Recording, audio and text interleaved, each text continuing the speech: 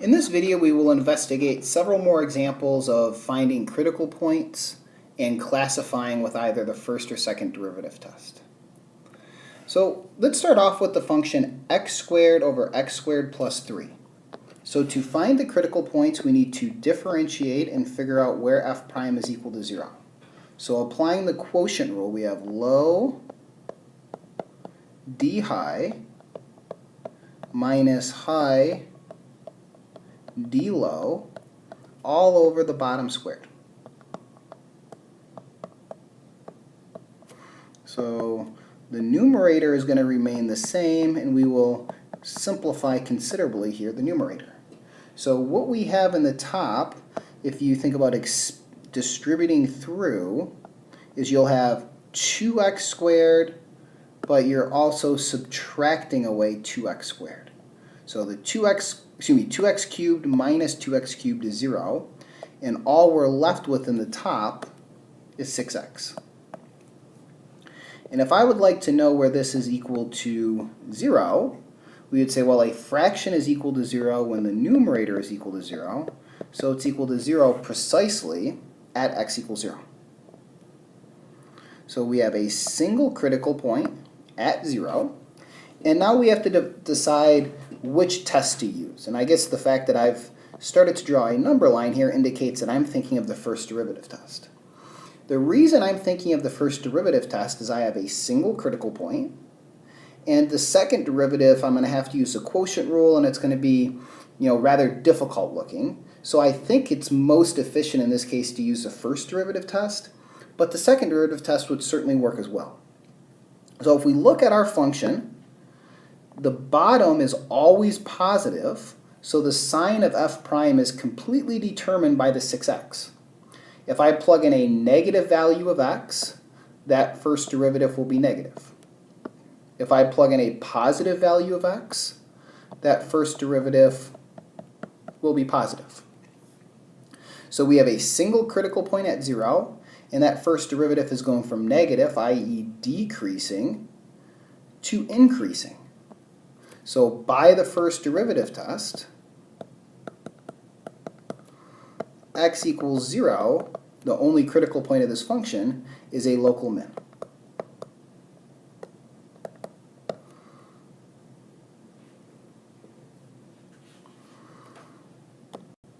Let's look at one more example. Let's look at something involving some trig functions. So the function sine x plus cosine x, specifically on the closed interval from 0 to 2 pi. So what are the critical points between 0 and 2 pi?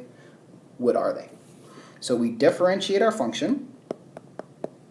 Term by term, this would be cosine x minus sine x. And what I would like to determine is what are the values of x that make this equal to 0. So cosine x equals sine x.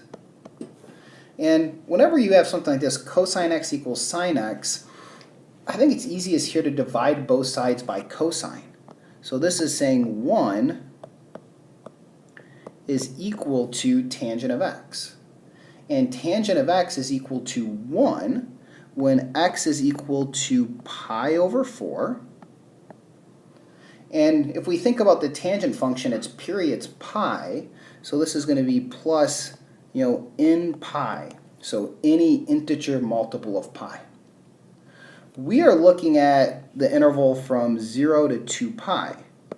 So on 0 to 2 pi, we're going to have just two critical points. X equals pi over 4, and then x equals pi over 4 plus pi. So 5 pi over 4. When we add pi again, we would get 9 pi over 4, and then that would be too big and outside of our interval. So we have two critical points of interest, pi over 4 and 5 pi over 4. In this case, looking at the form of the derivative, cosine minus sine, I think it's probably easiest to apply the second derivative test. We can very efficiently write down the second derivative. So the second derivative is minus sine, and then we minus the derivative of sine, which is cosine. And now we need to evaluate this second derivative at both the critical points and see what the sign is. So at pi over 4, we will have minus, and maybe I should remind you, sine of pi over 4 and cosine pi over 4 are both 1 over root 2. So minus 1 over root 2 minus 1 over root 2, which is minus 2 over root 2, which is less than 0. So if you have a negative second derivative, that means you are concave down. So x equals pi over 4 is going to be a local maximum. So by the second derivative test, x equals pi over 4 is a local maximum.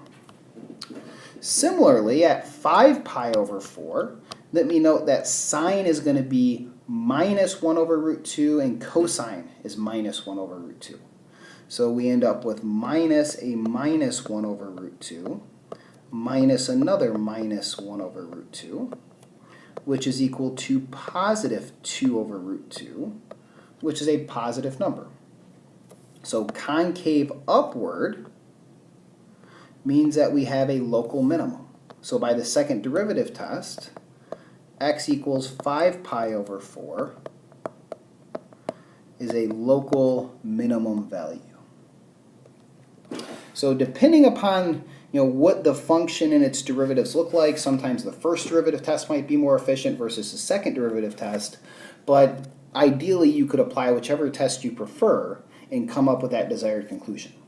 One thing that's worth mentioning or reminding you of is that it's very important to be familiar with these common trigonometric values to make problems like this just go as smoothly as possible.